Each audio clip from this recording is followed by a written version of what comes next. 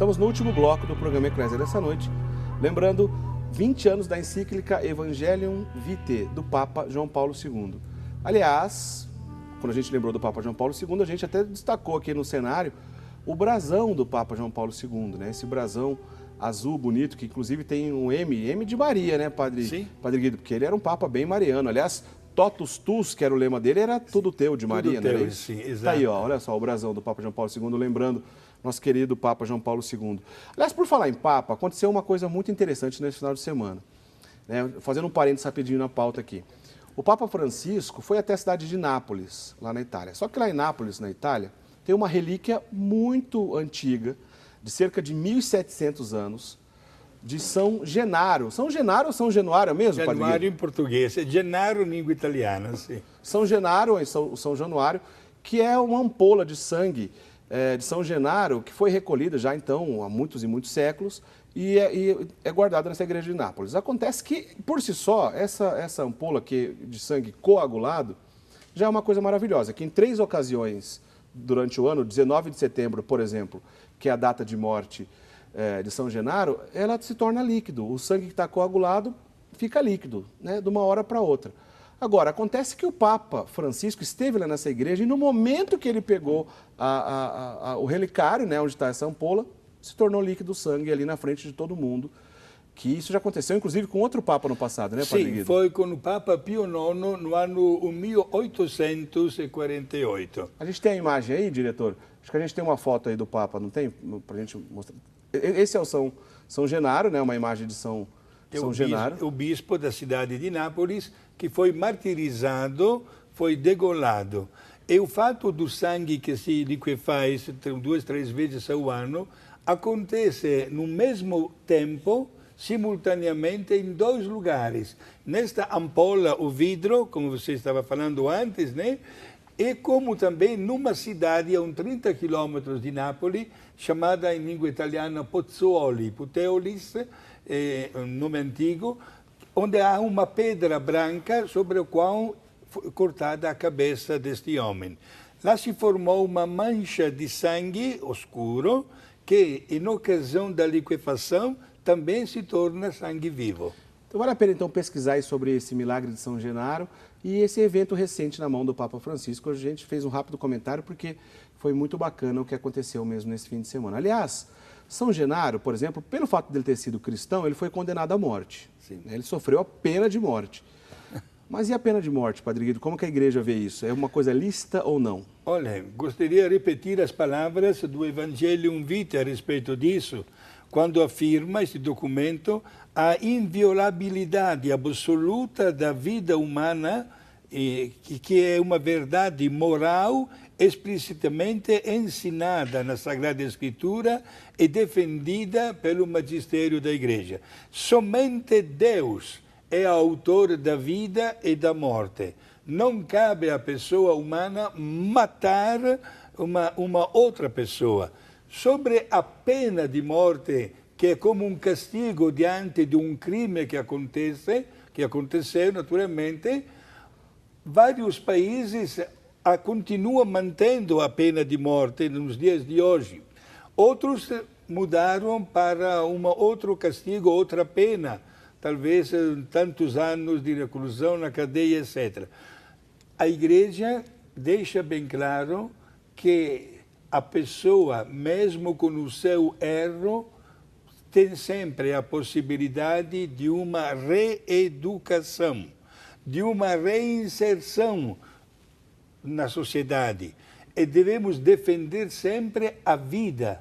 Portanto, a Igreja sempre condenará a pena de morte. E no caso da legítima defesa, Padre Guido, a pessoa está numa situação real, sofrendo perigo, por exemplo, diante de uma arma, e para se defender, ela acaba matando o opositor, o agressor, o criminoso. Nesse caso, a Igreja permite a legítima defesa? Sim, neste caso, atenção, a Igreja, usando sempre as palavras do documento Evangelium Vitae, diz que a legítima defesa pode ser não somente um direito, mas um dever grave para aquele que é responsável pela vida de outros, do bem comum da família ou da sociedade. Portanto, é permitido em casos gravíssimos, por motivo de legítima defesa, a morte de uma pessoa. Seja da própria pessoa que está sofrendo ou para defender uma outra pessoa. Eu acho interessante lembrar esse detalhe, quando a gente discute esse detalhe, porque o Papa Francisco, recentemente, mais de uma vez, declarou que concorda com uma ação militar, por exemplo, nos países Iraque, Síria, entre outros, onde avança aqueles terroristas radicais do chamado Estado Islâmico, né? Porque eles querem a matança de todo mundo que não concorda com eles, né? Já mataram publicamente, mataram jornalistas, mataram... e muitos cristãos morreram pelo fato de serem cristãos. Então o Papa disse, olha, eu concordo com uma ação militar, e deve mesmo, porque se é para usar uma força proporcional para que aconteça a legítima defesa daqueles pobres coitados lá que estão sofrendo matanças nas suas aldeias devastadas, mulheres acabam virando escravas, inclusive sexuais, o Papa falou assim, olha, eu concordo. Nesse caso é legítima defesa, sim, né, Padre Guilherme? Perfeito, é legítima defesa. E, digamos a verdade, que todos nós, não passa dia que não tenhamos na frente dos nossos olhos, através da televisão, imagens de violência em cima de violência que está acontecendo nestes lugares, nesses estados radicais, extremistas, etc. Né? E somente uma ação de legítima defesa poderia dar um basta no tudo que está acontecendo. Bom, se a gente falou em relação à pena de morte, eu acho que a gente não vai nem perder tempo com o homicídio, né? É claro que nesse caso a igreja não vai apoiar de hipótese alguma. Aliás, isso aí é a coisa mais antiga, vem dos 10 mandamentos, né, Padre Guilherme? Aliás, a primeira pessoa que morreu de morte violenta, né? Abel. É verdade. Está registrado nas primeiras páginas da Bíblia. Sempre a igreja, em nome de Deus, defende a vida. Matar uma pessoa não somente é um pecado gravíssimo, mas é uma falta total de respeito diante da inviolabilidade da vida humana feita à imagem de Deus. E no caso do suicídio? Quem somos nós? Eu usaria mais uma vez as palavras do Papa Francisco, né? Diante de um tema tão delicado, o suicídio. Quem somos nós para julgar o que passa na cabeça de uma pessoa quando decide acabar com a sua vida? Temos aquele episódio clássico na vida de São João Maria Vianney, santo cura d'Ars, daquela mulher de igreja que correu na casa do padre dizendo: olha, estou desesperada porque acabo de receber a notícia que o meu esposo se suicidou, se jogou da ponte lá no rio, o corpo está até boiando lá na água, portanto ele já está danado, ele está no inferno. O santo, iluminado por Deus, deixou primeiro esta mulher assim, desapegar um pouquinho, e depois lhe disse: senhora, o seu esposo está salvo. Mas como, padre? Ele se matou, ele tirou o dom da vida, fez o pior dos pecados que podia fazer. E o santo, iluminado, repito, por Deus, disse para esta senhora: é verdade que ele se matou, mas, senhora, da ponte até a água do rio há um espaço. Naquela fração de segundo, ele se arrependeu e Deus aceitou o seu arrependimento, mesmo que o homem não podia fazer mais nada. Isto é, entregamos o caso das pessoas que se matam para a misericórdia de Deus. Não vamos condenar ninguém, meus irmãos. Diariamente nos jornais aparece esta notícia de alguém que se mata, etc., né? Caso em crise depressiva, desentendimento com a família, tóxico, álcool, droga, etc., e gente, vamos pedir a Deus que tenha misericórdia destas pessoas. É claro que vamos pedir também que nunca mais aconteçam, mas não vamos julgar e vamos rezar, inclusive, pelas almas das pessoas que se tiraram a vida. Muito bem. Continuando a conversa sobre outros pontos, vamos dizer assim, delicados para a gente tratar, porque hoje a gente fez um apanhado aqui sobre vários temas, a questão da contracepção, né?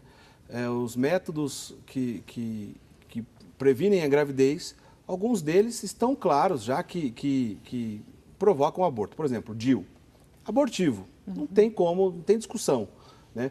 Não é questão, meus queridos amigos que estão nos assistindo, não é questão de opção ou o que a igreja pensa, é questão de lógica. É claro que concorda com o que a igreja pensa. DIU é um método abortivo. Agora, a pílula, a chamada pílula, que é tão simulada e tão comum para tanta gente, aquela pílula para evitar a gravidez, ela pode ser abortiva, Isabela? Atualmente, essa pílula também pode ser abortiva, porque o que aconteceu com ela? Pílula anticoncepcional, ela não é sem efeito colateral nenhum, embora ninguém fale disso e dá essa impressão para as mulheres que elas podem tomar tranquilamente sem ter nenhum problema para a saúde. Não, elas podem causar trombose, AVC, que é o derrame, né?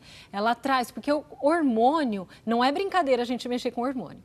E a medicina e a ciência sabe disso. Então, a indústria farmacêutica ela foi diminuindo a dose de hormônio na pílula contraceptiva para diminuir esses riscos colaterais que as mulheres que fazem uso estão expostas. Mas o fato é que com essa diminuição, as pílulas não garantem mais que a mulher não ovule. E o que a pílula faz? Ela modifica o tecido do útero, que é chamado de endométrio. Ela deixa o endométrio bem fininho, porque no caso de acontecer uma ovulação, pode acontecer uma fecundação, porque se houve a ovulação e a relação, a fecundação pode acontecer. Quando o óvulo fecundado desce da trompa e vai para o útero, naturalmente ele tenta se implantar na parede do útero. Com essa parede modificada e fininha, o que acontece? O aborto. Então, hoje, as pílulas contraceptivas, elas podem ser abortivas, sim, caso a mulher ovule, né? Então, dá para até ver em ultrassom de mulheres que tomam pílulas a ovulação. E a pílula do dia seguinte? A pílula do dia seguinte, ela também pode ser abortiva. Ela tem duas maneiras de ação. Bom, primeiro, a pílula do dia seguinte, ela é uma dose cavalar de hormônio.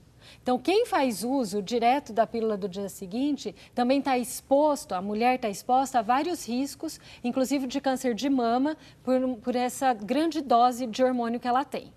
E ela tem duas frentes de atuação. Ou ela impede a fecundação, ou ela também impede a implantação, que é a anidação, que é quando o óvulo já está fecundado, portanto, já existe a pessoa humana, a vida já está ali e impede que esse óvulo fecundado se implante na parede do útero. Então, a pílula do dia seguinte, ela é como é que fala quando colocava uma bala só no gatilho? Uma roleta russa. Roleta russa, é verdade. Ela é uma roleta russa, porque ela pode ser abortiva. Ô, Padre Guido, nesse caso aqui em relação às pílulas, eu acho que não em dia seguinte, que é uma coisa mais perigosa e drástica, mas em relação só à pílula. É comum. Pode acontecer aquele caso que nós conversamos em relação ao aborto. Olha, o objetivo não é o aborto, mas diante de um tratamento de saúde, acabou provocando o aborto como consequência e efeito colateral. Nesse caso, há exceções onde, ainda que não seja a coisa mais indicada a fazer, mas para um tratamento de saúde, onde como causa e como efeito colateral acaba acontecendo tudo isso que a gente já conversou aqui. Nesse caso, é possível uma pessoa usar? Exato, é possível, mas porque não se visa exatamente o aborto. Portanto, volto a repetir, a teoria defendida pela Igreja é a seguinte: até uma mesma cirurgia num útero fecundado é possível realizar. Certo. Se torna como consequência, ou como você está falando, como efeito colateral, mas não se quer que isso aconteça, não está no projeto, falta vontade, por isso aí sim que pode acontecer. Bom, são questões difíceis, a gente passou por elas, só que a gente volta, prometo que a gente volta nessas questões em outras ocasiões. Mas para encerrar esse assunto, uma das maiores mentiras que se contam em relação à relação do casal diante do cristianismo, especialmente dentro da Igreja Católica, por exemplo, em linhas gerais, é que a Igreja Católica só admite a sexualidade do casal para a procriação. É mentira. São dois aspectos, o unitivo e o procriativo. E esse unitivo é justamente a relação sexual sadia entre um casal casado, é claro, que une o casal, desfrutar do prazer sexual que foi criado por Deus, é belo, não tem nada de errado nisso, porém sem estar fechado à vida. Então, essas questões são profundas, a gente volta em outra ocasião, mas para saber que tem alguns métodos contraceptivos que a igreja não é contra, né? Principalmente os naturais, por exemplo, o chamado método Billings é o mais famoso, mais eficaz diante disso. Olha, prometo que a gente volta nessas questões, tá? porque o programa de hoje voou. A gente já está chegando no final do programa. Olha, não deu tempo de ler nenhum e-mail hoje, porque a gente tratou de um monte de questões que são difíceis.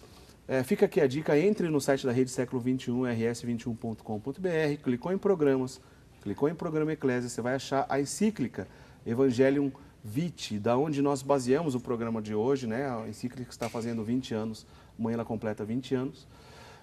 E levanta essas discussões relacionadas à cultura da vida, à cultura da morte, enfim, tudo que a gente tentou discutir no programa de hoje. E algumas dessas questões, infelizmente, a gente acabou discutindo de maneira rápida, mas como eu disse, a gente volta nessas questões. Quero agradecer a sua participação, Isabela Mantovani. A Isabela trabalha numa comissão aqui da Arquidiocese de Campinas, comissão de bioética e de defesa da vida. Né? Não é só a Arquidiocese de Campinas que tem esse tipo de comissão, né? Não, foi uma orientação da CNBB, né, há alguns anos já, para que todas as dioceses criassem a sua comissão. Porque a igreja, ela tem várias pastorais, né? Então, tudo aquilo que diz respeito à pessoa humana diz respeito à igreja.